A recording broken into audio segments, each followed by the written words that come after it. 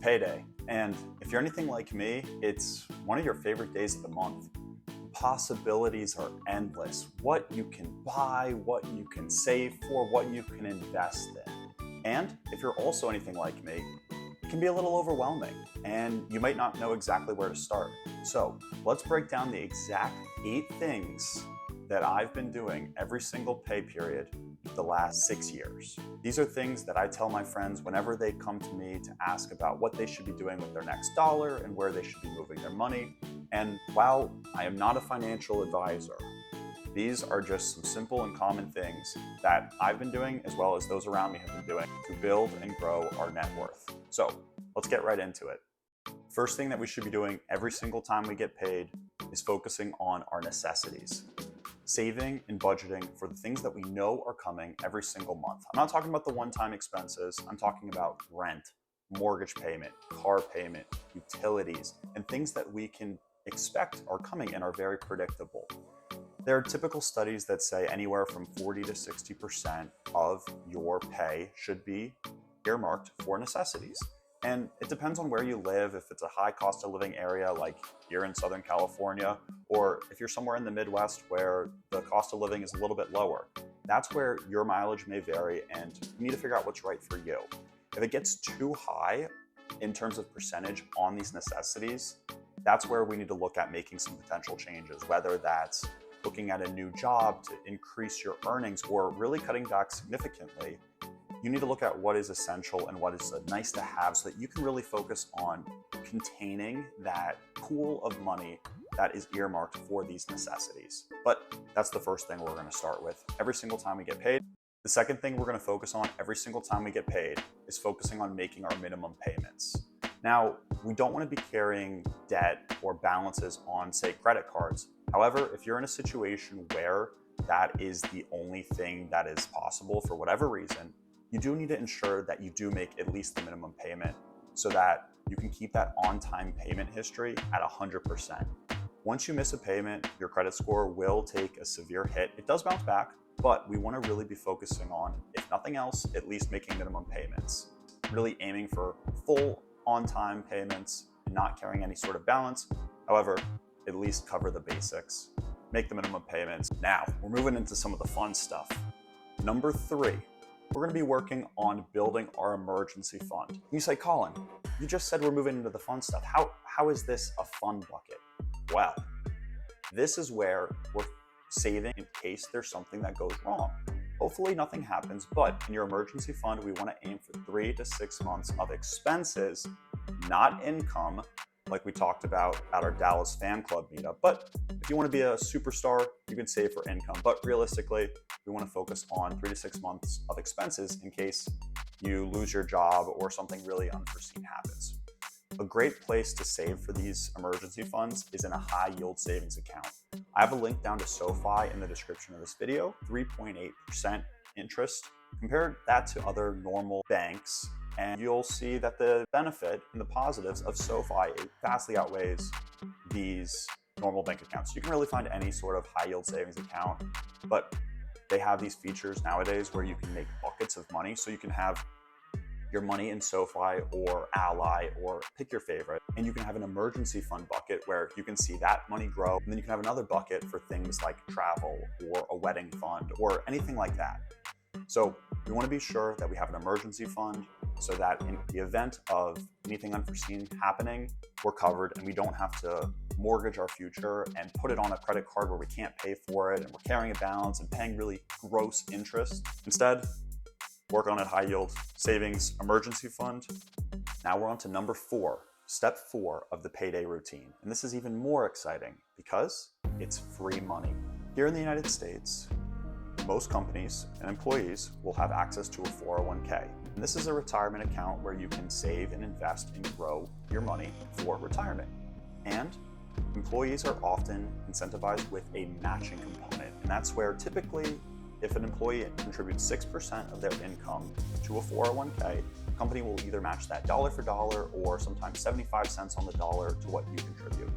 And that's just free money. It doesn't get much better than that. How cool. So what we want to make sure we're doing is at least taking advantage of that free money percentage and component component to that investment criteria. But when we get a little bit later, the fund doesn't stop there. We don't want to just stop at that 6% in most cases.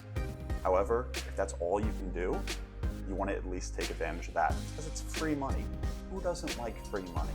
I mean, I do, and I think you do because you clicked on this video. So, step 4, take advantage of your free money. Easy peasy. All right, we're at step number 5. However, before we dive in, I'm going to take a second to do a channel plug. If you're liking what you see so far, what you've seen on the channel, go ahead and take a second to like the video below, maybe throw a subscription to the channel so we can keep doing what we're doing, and let me know if you have any thoughts on how we can improve it together because I'm new to this, having a great time, but let me know what I can do. Thanks for watching. Let's get on with the video. Now, let's really get into step number 5 of the payday routine, and that's tackling high interest debt. I'm not necessarily talking about car payments or mortgage payments, which are in the lower range, usually of 3, 4, 5, maybe even 6% at times. I'm talking more on credit card debts or high interest debt in the range of 20, 25, 30%, really just gross numbers. If you compare that high interest debt to, say, a standard year of growing your money through investing, 7, 8, 9, 10%, if you're looking at 25 or 30% interest the other way on debt, that's just not something we want to keep around. If you've seen any sort of financial video or YouTube video on finances before, you might have heard of either the avalanche method or the snowball method when it comes to churning through debt. The avalanche method, just high level, is tackling your highest interest debt first and then moving down the chain, regardless of the amount of money on it. And that's the most efficient mathematical form of tackling this debt. But if you're looking for quick wins and signs of progress, you might like the snowball method. And that's tackling our lowest dollar amount debts first and rolling through them that way. The choice is really yours, but we want to tackle that high interest debt in the most effective and the fastest way possible. This brings us into step number 6, and that's continuing to invest, whether that be retirement accounts, a Roth IRA, which you know is my favorite, or an after-tax brokerage. We want to begin to up the percentage on our investment trajectory.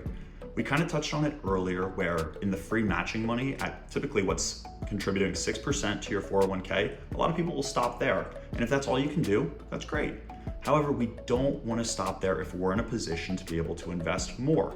We want to be continuing to fund our 401k. And then we also want to be looking at that Roth IRA, which is not associated with our company plan, but it's still a retirement account where you put the money in after tax, you've already paid taxes on it, and it grows tax-free, and you can invest in things like stocks, index funds, mutual funds, really for the most part, whatever you like.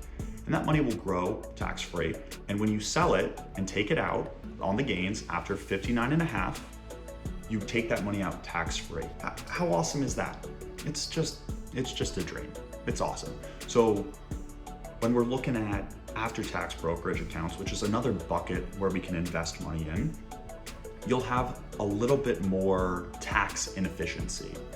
And we don't need to go too in-depth here, but basically, if you sell the stocks or the index funds, the mutual funds, or whatever you're holding in this after-tax brokerage, you're gonna pay more taxes in a way. You'll pay taxes on dividends, which is just money you get from holding stocks or mutual funds or index funds that are paid out each year or quarterly. You'll pay tax when you sell. If it's within a year, you pay your normal ordinary income tax gains. And if you sell it after holding something for over a year, you'll still pay capital gains tax, which is 15%. So any way you slice it, you're gonna pay some taxes. And that's okay, because if you're in a position where you're paying tax on income, you're still making money, you're still growing, and it's not a terrible position to be in. It's just there are areas where we can be more practical and efficient with where we move our money and put our money so it grows and works for us for the future. A really good part of that after-tax brokerage, even though it is less tax efficient than say your 401k or Roth IRA, is that you can sell those stocks and those holdings at any time and use them really for you. Whereas the Roth IRA, you can only take out the principal, and that's the money that you put in yourself, not any of the money on the growth before 59.5. But in that after-tax brokerage, you take out the money, you can sell it, it's yours, you can use it for what you want. Really, wherever you put it, we want to be investing more, growing our future. This brings us to step number 7, and that's continuing to save for the future. And this is specifically after the investment bucket and termed differently as saving for the future versus investing, because that's what this is. We're looking at saving for future expenses that are potentially large, or just if you have something in mind, whether it be a trip or a used car, which again, you know I love. Whatever it is you're saving for, we want to be still earmarking some of that money within our paycheck each period when we're at this step. Whether it be $50, $100, something. We want to be keeping this money on the side as a habit to kind of look at building and saving for the future for money beyond these emergency fund bucket or the investment for our retirement. We want to be looking at putting this money and having it just be available in case something happens or we know we have something coming up in the future. Ideally, we want to have this money be sitting in high yield savings account like the emergency fund, but like we talked about, they have these different buckets that are available. So you can literally make that emergency fund bucket, wedding fund bucket, car bucket, school bucket. You can have all these different buckets. We finally made it. We're at step number 8 of our payday routine. And this one's a little bit of a bonus / extra credit type category. And it's because it's automating our finances. You've seen in steps 1 through 7, we're talking a lot. We're making a lot of decisions. We're thinking about how to be effective and efficient to set ourselves up for the future. Well, a great way to be able to improve and streamline this is through automation. If I don't have to think about, oh, did I move $50 to my high yield savings account? Or did I move $250 to my Roth IRA this month? Or did I move $100 to my credit card bill that I owe? If I don't have to think about this, it really frees up a lot of possibilities to do other things like make this YouTube video. While it doesn't take a ton of time to move the money to these different buckets and take part in all these steps, if we can automate it and do it without having to think, it's just another bonus. And why not take advantage of that so that we can ensure that we're doing what we need to be doing for the future? Just automate it, make it simple. You can directly pull from your checking account to move it to a high yield savings. You can directly move it to your after-tax brokerage or your Roth IRA each month on a recurring cycle. And you don't even have to think about it going forward. So there we have it. Those are the 8 things that I do every single time I get paid and what I've been doing for the last 6 years or so that I can build and grow my net worth. Whether or not you completely agree with every step on there, or maybe even the order of them, the point remains the same. We need to be thinking about what we want to do with our next dollar so that we can all grow and build our net worth and be financially free in the future. If you like this video, I think you're going to really like this next one. I hope you check it out, and I'll see you next time.